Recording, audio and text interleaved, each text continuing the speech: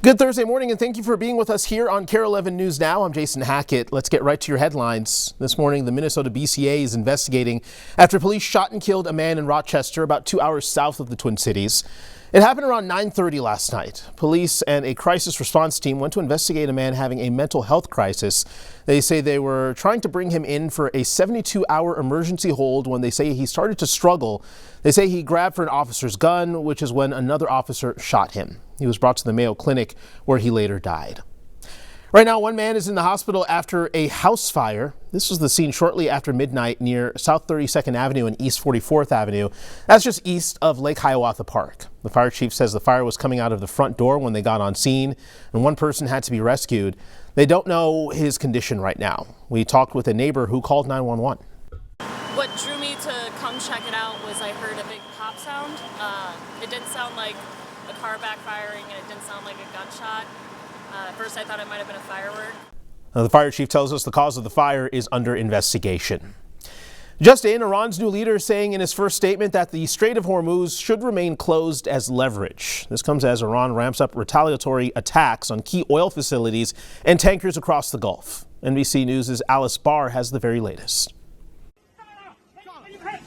This morning, an intensifying war within the war over that critical oil route, the Strait of Hormuz. Iran launching new attacks on ships, keeping tanker traffic at a standstill in a bid to drive oil prices even higher.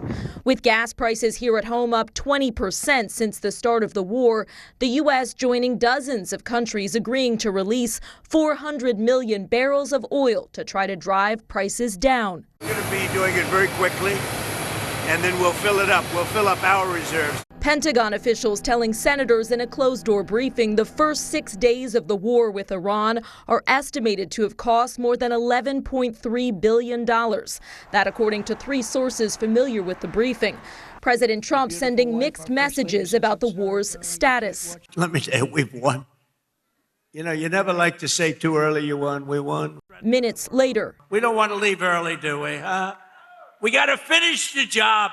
And now new information from a U.S. military investigation into the missile strike on an Iranian elementary school at the start of the war that killed 170 people, mostly children, according to Iranian officials. NBC News has learned preliminary results find the U.S. was likely responsible due to outdated intelligence believed to have mislabeled the school as a military target, according to a U.S. official and three sources familiar with the initial findings. Senate Democrats demanding answers from the Defense Department. It's important that the DOD figures out how did this happen and then put things in place to make sure it does not happen again. President Trump has said he would live with the investigation's findings. You may have heard reports about an FBI bulletin sent to police departments in California, warning Iran could launch drones from ships off the coast. A federal law enforcement source tells NBC News that was sent only for awareness and that there is no credible evidence or intelligence about an imminent attack. In Washington, Alice Barr, NBC News. Well, gas prices going up again overnight as the cost of oil rose above $100 a barrel. Here in Minnesota, it's going to cost you about $3.30 at the pump. That's up nearly 68 cents from last month. Nationally, the average is sitting at $3.59 a gallon. That's the highest price seen since 2024. Right now at the state capitol, a rally calling for action against gun violence. Students and educators are expected to deliver a letter signed by 500 teachers across Minnesota, urging lawmakers to ban assault weapons and high-capacity magazines. And then tomorrow morning, survivors from the Annunciation school shooting will rally in the Rotunda to also urge lawmakers to ban assault-style weapons. Those survivors plan to testify before the Senate Judiciary Committee tomorrow. Also happening today at the state capitol, hundreds of Minnesotans are calling on lawmakers to pass the Minnesota Equal Rights Amendment. That proposal would allow voters to decide whether to protect equal rights under the law. Just after lunchtime, Minneapolis tenants will hold a rally calling on the city council to overturn Mayor Jacob Frey's latest veto. Frey announced that he was rejecting an ordinance extending eviction notices from 30 to 60 days. The council passed the resolution 7-5 last week, saying it would help renters struggling with the effects of Operation Metro Surge. The mayor argues it would make it harder for renters in the long run and proposed $1 million in emergency rental assistance instead. In a joint statement, 6 council members who voted for the extension pushed back, saying the mayor's plan is not enough. Data from the city shows evictions are down 5% compared to this time last year. A year-long boycott of Target over its DEI policy is over, according to its organizers, but a local activist group says not so fast. Local activists led by Nakima Levy Armstrong say they were taken off guard to find out a group from our state says the boycott from out of state says our boycott is over. That group, led by Dr. Jamal Bryant, says victory is ours, claiming he's satisfied with what Target has done for diversity efforts. Levy Armstrong says otherwise. And from the beginning, we said that the Target boycott would be indefinite. Target chose a side. They chose to stand with Donald Trump, fascism, tyranny, and authoritarianism, and we, the people, chose a side.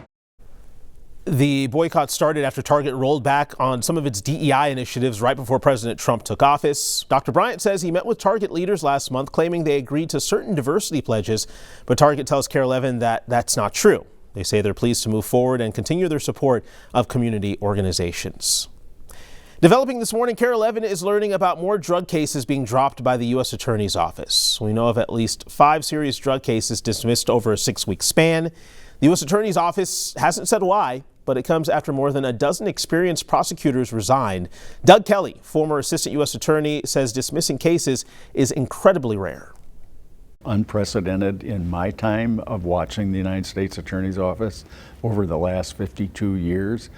And in the old days, it was really a big deal to dismiss a case that had already been indicted. Kelly says traditionally when prosecutors get a federal indictment, they want it to mean they've got a suspect dead to rights. So dismissing an indictment is seen as embarrassing in the office. This morning, Xcel Energy says it's found oil from the Monticello nuclear plant in the Mississippi River. This is new video from a viewer showing oil in the water a day before Xcel acknowledged the leak from the plant while testing equipment. In a statement, Xcel officials say it didn't notice the oil in the river until yesterday.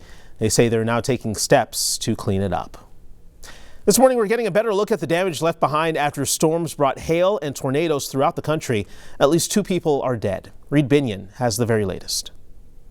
This is devastating. I'm sorry, I'm just lost for words. A community grief-stricken after 2 people were tragically killed when a tornado ripped through Lake Village, Indiana. She was good to everyone, all the kids. She was a good person. They were wonderful, wonderful, wonderful people. This was their home forever. I mean, they were there forever. The couple, both in their 80s, killed when the twister struck their home. On top of those 2 fatalities, the tornado trapped some in their homes and left a heartbreaking trail of destruction in its wake.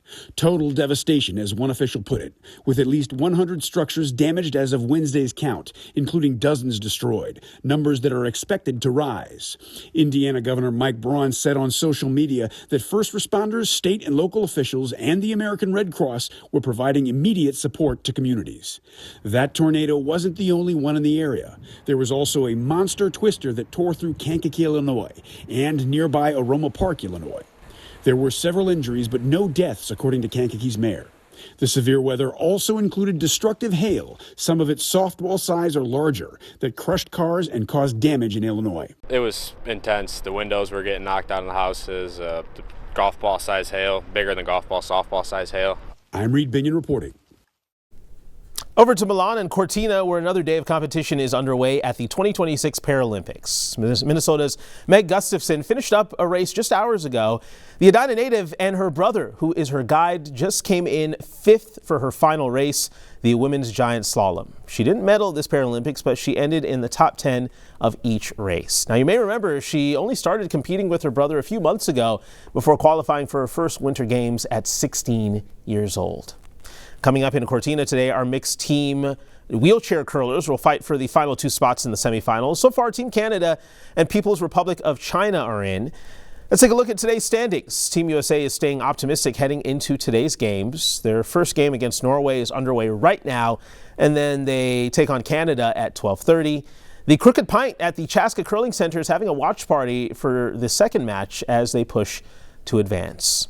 And a big congratulations this morning to our mixed doubles wheelchair curling team from Wisconsin. They placed 4th. That's the best result in U.S. Paralympic history. A great run by Laura Dwyer and Steve Empt, the first year for mixed doubles at the Winter Games. Stick with us. More news and weather coming up after the break.